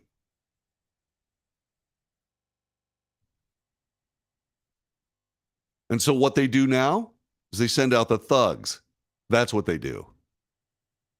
They wanted to create chaos in the election year so that President Trump would be somehow damaged by it. What got damaged were dozens of people killed, billions of dollars worth of property damage, people running in the streets. And then, of course, establishing the brand new context of the way that you are supposed to stand up and peacefully protest decision-making. When the right tried it, people ended up in jail. They're still there. Wanted posters from the FBI. Broadcast nationally on a complicit mainstream media. We didn't see any of that with these BLM riots.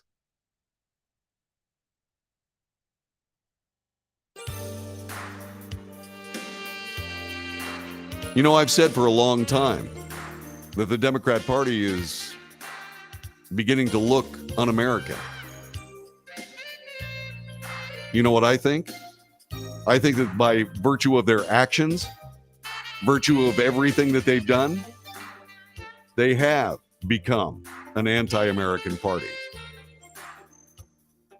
If you're an American, and I'm not talking about a Democrat or a Republican, if you're an American, why in heaven's name would you vote for people that would try, in a concerted effort, dare I say conspiracy, to get their political enemies hurt or even killed?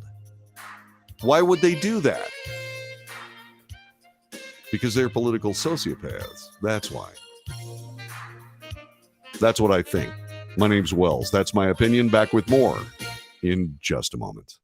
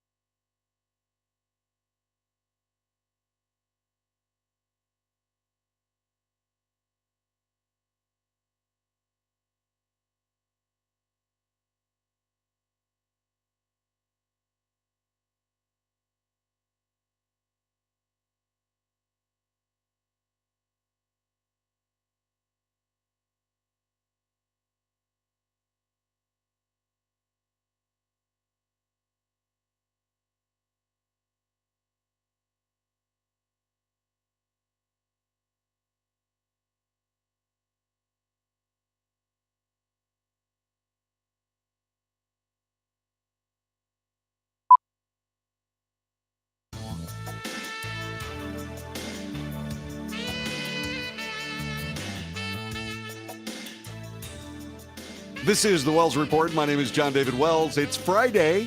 Friday. We get a weekend. I hope you enjoy yours. I sincerely do.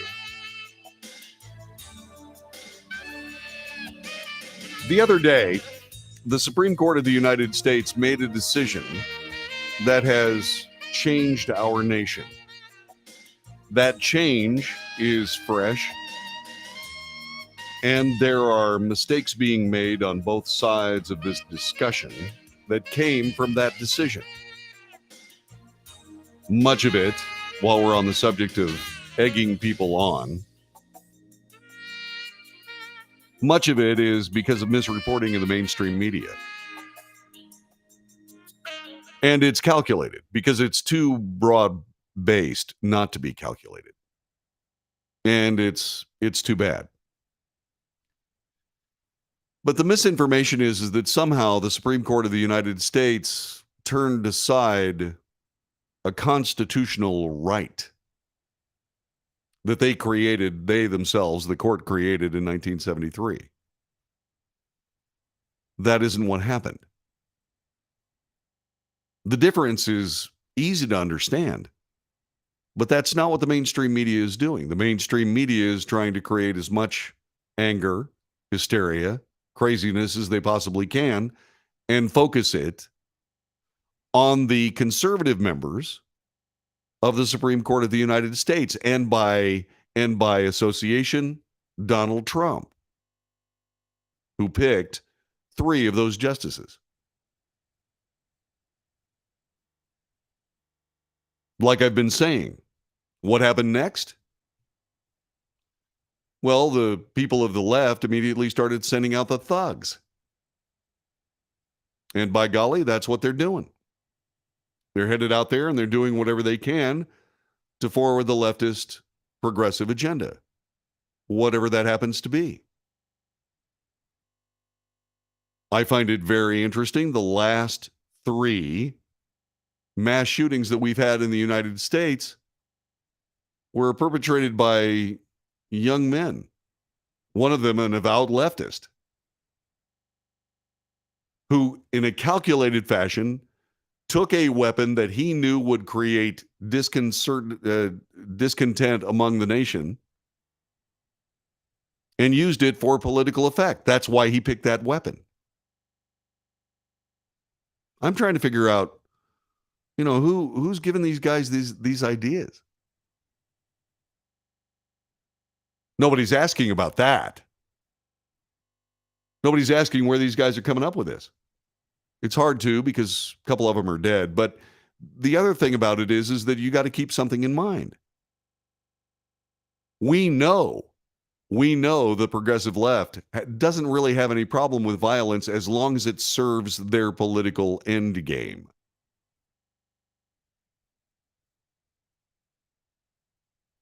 And so, in the post-Roe world, the post-new Roe v. Wade decision, there's all kinds of societal things happening. A lot of people who looked at it and lauded it as a return of power to the states got it right. A lot of crusaders against abortion and contraception and so on and so forth, they're getting it wrong. They're getting it wrong. The mainstream media is getting it wrong because they refuse to report the truth. They refuse to report the actual event because they're playing politics too. But it's not just them. It's not just them. Let me give you an example of what I'm talking about. Customers are calling for a Walgreens boycott after claims that customers are being denied birth control and condoms. Now, we don't know whether this is true. It's reported as truth by USA Today, but we don't know whether it is or not. But just for the sake of this discussion, let's indulge this for a moment. Customers also claim they began receiving unsolicited baby formula samples in the mail after purchasing reproductive products or pregnancy tests. The stories reflect a tense transition period in America as many U.S. states start adapting to the overturning of a federally protected right to a legalized abortion, which is not what they did. USA Today, continually getting it wrong. That ruling on a long-standing precedent set by Roe v. Wade now has corporations struggling with franchises or regional stores. Some have workers who refuse to sell products which contribute to reproductive rights, medication used for miscarriages, or legal abortions. Some customers are using the hashtag boycott Walgreens on social media platforms like TikTok and Twitter to highlight being denied birth control or condoms because of the cashier's moral or religious beliefs. Now, is this true? We don't know. We don't have any idea.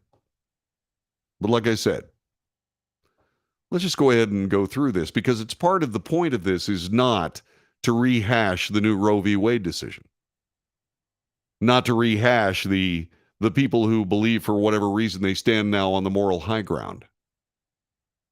That's not what we're talking about here. What we're talking about is this transition period that was accurately reported by USA Today. It is a transition. It's going to go on for a while. Things have to settle out. But let's assume this is true. TikTok user Abigail Martin said she'd been using birth control for 6 years. She said she called in her prescription on a Saturday only to receive a response saying that she was out of refills. After waiting on hold, receiving no response, Martin said she went into a Walgreens location to talk to the pharmacist. In a recent TikTok, Martin said the woman at the pharmacy, who she said was wearing 2 crosses around her neck, looked Martin up and down before saying she couldn't refill the prescription. I said, "You won't refill it, or you can't refill it," said Ms. Abigail. And she goes, "You just need to call your provider." After getting confirmation that her provider and a 4-day delay on her prescription, Martin said she called the Walgreens again and had her prescription filled.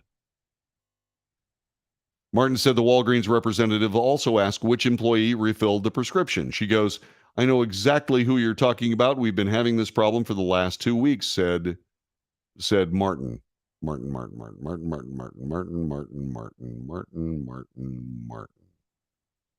Let's see, who is this? Is this the person that was complaining? I'm sorry. Let's see. Abigail Martin. Okay, that's who it is. It's Abigail Martin. This is the person. Yeah, so she said that they've been having a problem for the last 2 weeks with women not being able to get their birth control. Walgreens responded to multiple tweets saying company policy, quote, allows pharmacists to step away from filling a prescription for which they have a moral objection, unquote. At the same time, they're also required to refer the prescription to another pharmacist or manager on duty to meet the patient's needs in a timely manner. Apparently, that didn't happen here. Fraser Engerman, Senior Director of External Relations at Walgreens, said instances like this are very rare. Our policies are designed to ensure that we meet the needs of our patients and our customers while respecting the religious and moral beliefs of our team members. In the instance a team member has a religious or moral conviction that prevents them from meeting a customer need, we require them to refer the customer to another employee or manager on duty who can complete the transaction. And that's what they should do. That's what they should do. Now, assuming this is true, and I'm not exactly sure it is, because remember who owns TikTok? That's right, the Chinese Communist Party. So we don't know whether this is real or not, but just for the sake of the discussion, we'll assume it is. We'll assume that Abigail Martin is telling the truth. We'll assume that there is somebody working at a Walgreens who decided that she was not going to refill contraception for one of her clients. That being said, the person here who's wrong is the pharmacist. Because there is such a thing as operating in a professional manner. If you are no longer capable of operating in a professional manner, you need to step away, which is the Walgreens um, policy. And that is completely fine. But as we go through all of this, there are people who are feeling empowered as having the moral high ground on all of this. Contraception is settled. It's absolutely settled. The Supreme Court may indeed make a decision that said that if the Supreme Court made a decision in the past that established a so-called right to conception, they may step away from that. They may say, no, we're going to overturn that. Because that's the same road they used during Roe v. Wade. Same story for same-sex marriage. They may decide to return that to the states. Not because of their feeling of moral high ground, but because legally it was improper for the Supreme Court to grant those rights in the first place. That was Clarence Thomas's point in his concurring opinion on the Dobbs case. That was his point. The Supreme Court is not a legislative body. You cannot legislate law in a courtroom. You can get an interpretation of it, but you can't legislate it. And the left has been doing this forever.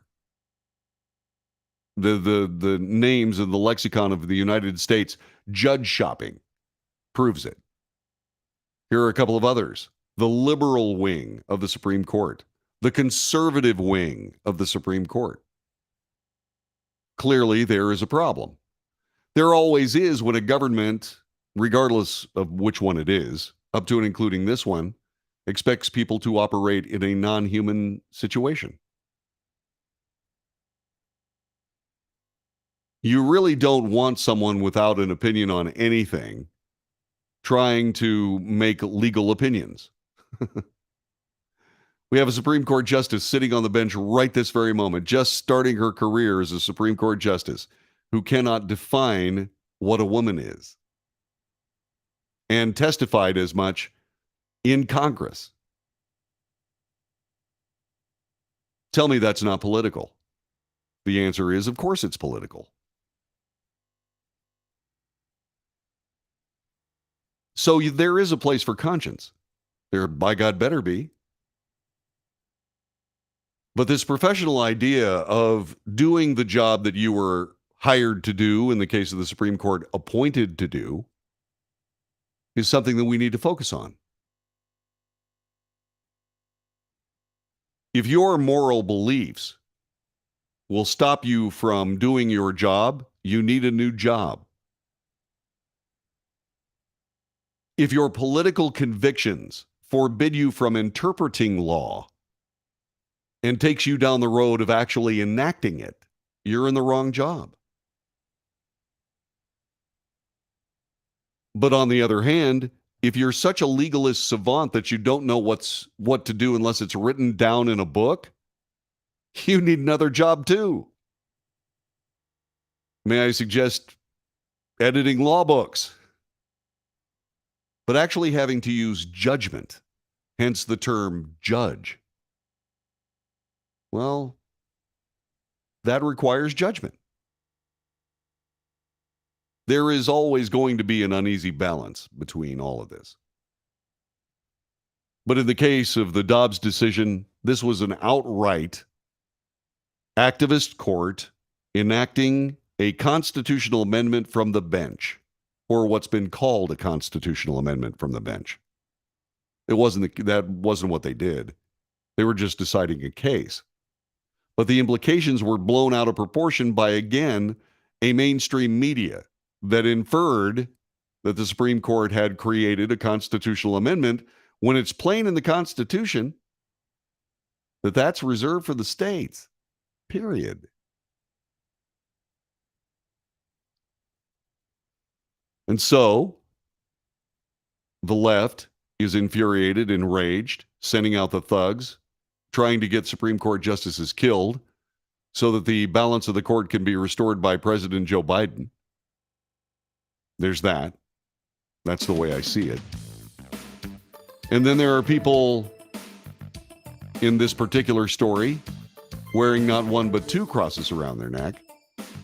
Actually, according to the Bible, I think you should be wearing three. Isn't that the case? Anyway, why two?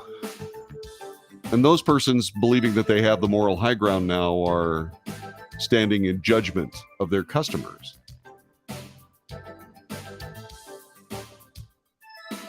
So this transition is going to be difficult. And it's going to go on for a long time, just like the first one did. That's the way I see it. You're listening to the Wells Report. My name is John David Wells. Our telephone number is 817-379-2172. Call us on the telephone. Take part in the chat. We'll be back with more in just a couple of moments. Thanks for joining us on the Wells Report.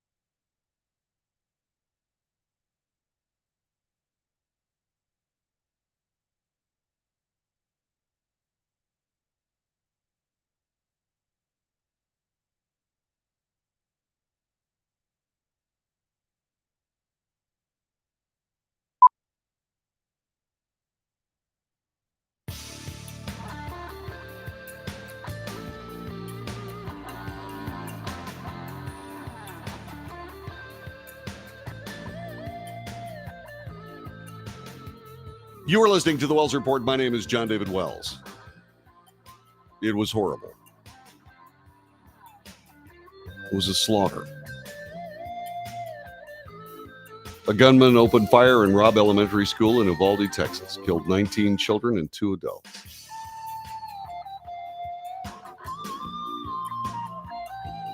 The Texas House of Representatives had a commission. They probed the massacre. They outlined a series of failures by multiple law enforcement agencies.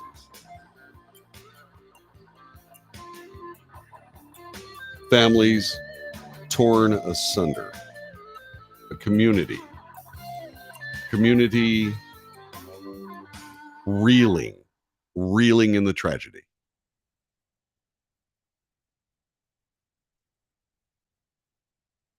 And then it came time to lay those people to rest and say goodbye for the last time.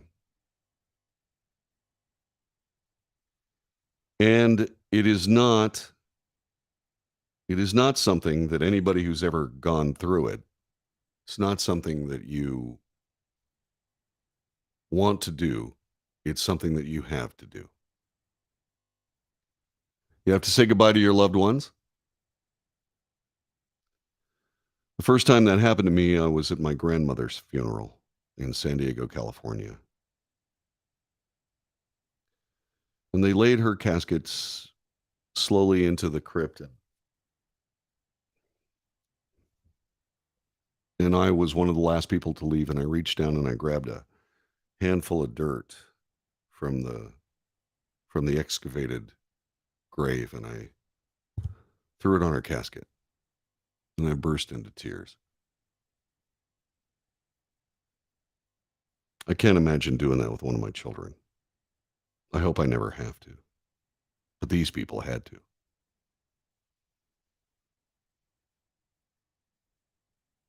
And then, in their grief, sorrow, all the things that they feel, the conflicting emotions they feel, why didn't somebody stop him? Why didn't their family do something? Why? You have to deal with all of this at once. And it's horrible. You might not think that there would be anything that would make it less horrible until you find out that former sports star Bo Jackson wrote a check for $170,000. He presented it to Texas Governor Greg Abbott to cover all the funeral expenses for the families of the victims of the Uvalde school massacre. Why did he do it? Quote, so they would have one less thing to worry about as they grieved. Uvalde Mayor Don McLaughlin told CNN that Jackson flew in, presented a check to $170,000. Abbott praised the sports star for his donation. Quote, the true spirit of our nation is Americans lifting up one another in times of need and hardship. We are truly grateful for the generosity of Texans and Americans like Bo Jackson, who have stepped up to help in the aftermath of the shooting at Robb Elementary School. When we asked people to support the Uvalde community in the days after, Bo did not hesitate to reach out to the governor's office and offer his help to the grieving families.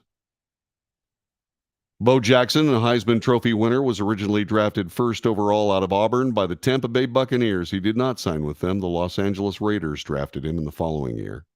He went on to play for both the Los Angeles Raiders of the NFL and the Kansas City Royals of Major League Baseball.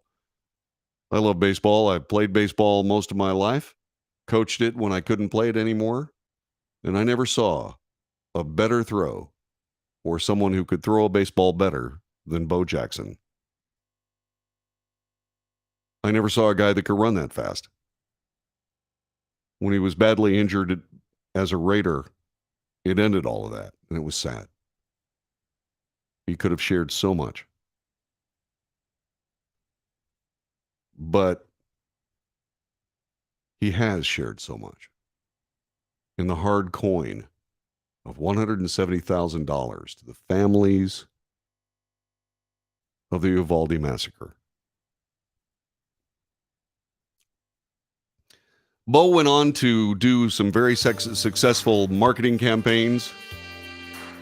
Bo knows football, Bo knows baseball, Bo knows racing.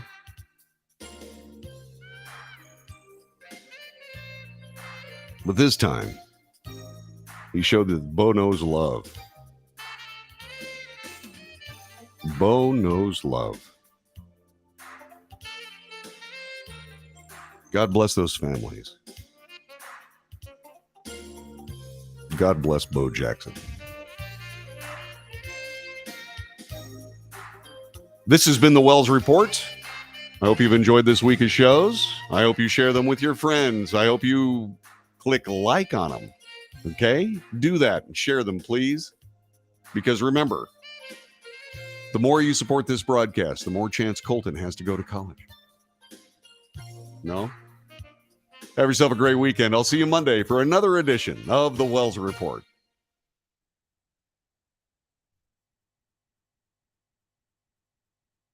And that's a wrap.